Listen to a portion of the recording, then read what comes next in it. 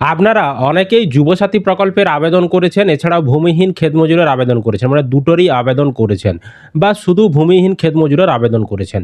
বর্তমানে অনেক আবেদন ভূমিহীন ক্ষেতমজুরের রিজেক্ট করা হচ্ছে, মানে বাতিল করা হচ্ছে, তারা টাকা পাবেন না।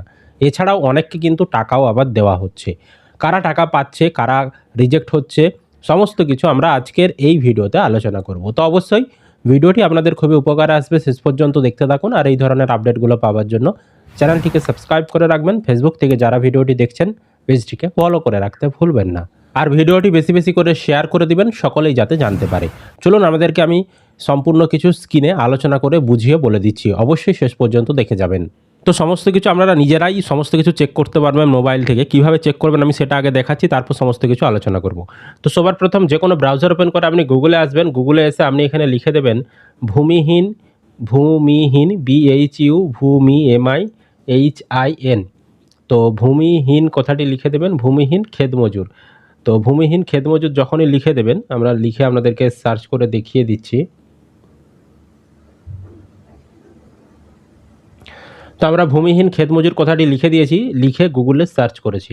তাহলেই দেখবেন ভূমিহীন ক্ষেতমজুরের স্ট্যাটাস চেক করার অপশান kishokbandhu.wp.gov.in, আর নিচে ভূমিহীন ক্ষেতমজুর লেখা রয়েছে, এখানে আপনি ক্লিক করবেন। তাহলে আপনার সামনে পরবর্তী এই ধরনের page government of West Bengal department of এগ্রিকালচারের খুলে যাবে। এবার এখানে সার্চ যে করার অপশানটা রয়েছে ফার্মার সার্চ, এখানে আপনি অ্যাকনোলেজমেন্ট নাম্বার বা আধার নাম্বার বা মোবাইল নাম্বার যে কোনো একটা বসাবেন আপনি যা সার্চ করতে চাইছেন। তারপর এখানে সার্চ অপশানে ক্লিক করলে আপনাকে স্ট্যাটাস দেখাবে। এবার আমি কতগুলো স্ট্যাটাস দেখাচ্ছি, দেখুন আমি যখন সার্চ করেছি প্রথমে একজন উপভোক্তা দেখুন নো রেকর্ড ফাউন্ড দেখাচ্ছে। সার্চ করার পর যদি নো রেকর্ড ফাউন্ড দেখায়, তার মানে হচ্ছে আপনার আবেদনটা এখনও অনলাইনে এন্ট্রি করেনি, আপনার ফর্মটা দেখে দেখে অনলাইনে এখনও আধিকারিকরা এন্ট্রি করেনি, সেই কারণে নো রেকর্ড ফাউন্ড দেখাচ্ছে। তারপর প্রথম ধাপ দেখবেন অনেকেরই চলে আসছে কুইক রেজিস্ট্রেশন। কুইক রেজিস্ট্রেশন মানে হচ্ছে আপনার যে আবেদন, সেই আবেদনটা কিন্তু ওনারা এন্ট্রি করেছে, সেটাই হচ্ছে কুইক রেজিস্ট্রেশনের মানে। তারপরে যে স্ট্যাটাসের আপডেট আসছে ফুল রেজিস্ট্রেশন। ফুল রেজিস্ট্রেশন মানে আপনার সম্পূর্ণ তথ্যগুলো এন্ট্রি করা হয়েছে, মানে অ্যাকাউন্ট নাম্বার, আইএফএসসি কোড, আপনার নাম, সমস্ত কিছু এন্ট্রি করা হয়েছে, তখন আপনার ফুল রেজিস্ট্রেশন লেখাটা আসবে স্ট্যাটাসে।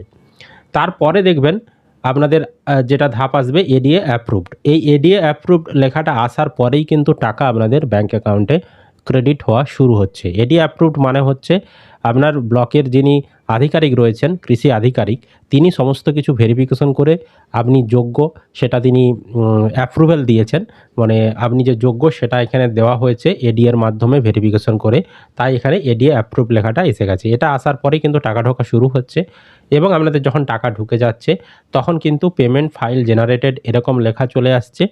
আবার অনেক ক্ষেত্রে পেমেন্ট ফাইল জেনারেটেড লেখাটা আসার পরে টাকা ঢুকছে, বা যাদের পেমেন্ট ফাইল জেনারেটেড হয়ে গেছে তাদের যদি টাকা না ঢুকে থাকে সেক্ষেত্রেও আপনারা 2-3 দিন অপেক্ষা করবেন, দেখবেন আপনাদের টাকা কিন্তু ঢুকে যাবে। এইভাবে কিন্তু স্ট্যাটাসের আপডেটগুলো আসার পরেই আপনারা ব্যাঙ্ক অ্যাকাউন্টে টাকা পাবেন। এবার দেখুন কাদের রিজেক্ট করছে, কারা টাকা পাবে না, সেটা আমি একটু দেখাচ্ছি। দেখুন, তো আমি এই মুহূর্তে একজন উপভোক্তার আমি স্ট্যাটাস দেখাচ্ছি।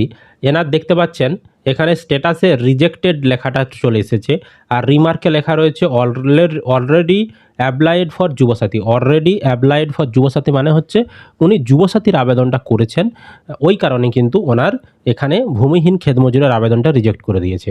এটা হচ্ছে ওনার পূর্ব মেদিনীপুর জেলার ক্ষেত্রে। তারপর আরেকটা দেখাচ্ছি, দেখুন এনার মালদা জেলা, এনারও কিন্তু রিমার্কে এখানে রিজেক্ট করা হয়েছে, স্ট্যাটাসে রিজেক্টেড। রিমার্কে লেখা রয়েছে the applicant name is already enrolled under Yuvasathi scheme, অর্থাৎ এনার নামটা যুবসাথী প্রকল্পে অন্তর্ভুক্ত রয়েছে, ওই কারণে ওনার কিন্তু রিজেক্ট করে দেওয়া হয়েছে। রিজেক্ট করছে যারা জয়েন্ট ব্যাঙ্ক অ্যাকাউন্ট দিয়েছেন, তাদের ক্ষেত্রেও কিন্তু অনেকের নাম রিজেক্ট করে দিচ্ছে। বুঝতে পেরেছি। এবার যদি আপনাদের জেনুইন কেসে রিজেক্ট করে, মানে এই যে ধরুন কৃষক বন্ধু পায় কেউ সেই কারণে রিজেক্ট করেছে, এই সমস্যার সমাধান করা যাবে না, বা যুবসাথীর টাকা পায় সেই কারণে রিজেক্ট করেছে, এই সমস্যার সমাধান কিন্তু করা যাবে না। তার মানে নিয়মে কি বোঝাচ্ছে যে কেউ যদি যুবসাথী পায় তাকে কিন্তু ভূমিহীন ক্ষেতমজুরের টাকা দেয়া হবে না। এটা কিন্তু যখন আবেদন শুরু হয়েছিল ক্যাম্পে তখন কিন্তু এভাবে বলা হয়নি, কিন্তু এখন দেখা যাচ্ছে এরকম রিজেক্ট করছে। এই সমস্যার সমাধানগুলো কিন্তু কখনোই করা যাবে না, কারণ এটা ওনাদের নিয়মেই রয়েছে, তাই রিজেক্ট করেছে।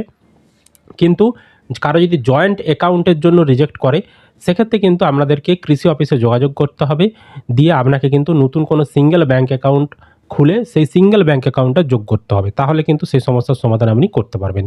তবে যাদের এই কৃষক বন্ধু পাওয়ার জন্য বা যুবসাথী পাওয়ার জন্য রিজেক্ট করেছে, এনাদের সমস্যার সমাধান হবে না, এনারা কিন্তু কখনোই টাকা পাবেন না। বুঝতে পেরেছি? তো অবশ্যই প্রত্যেকেই একবার স্ট্যাটাস চেক করে দেখে নেবেন আপনাদের কি আপডেট এসেছে। তো অবশ্যই ভিডিওটি বেশি বেশি করে শেয়ার করে দিন, সকলে যাতে জানতে পারে। আর এই ধরনের আপডেটগুলো পাওয়ার জন্য চ্যানেলটিকে সাবস্ক্রাইব করবেন।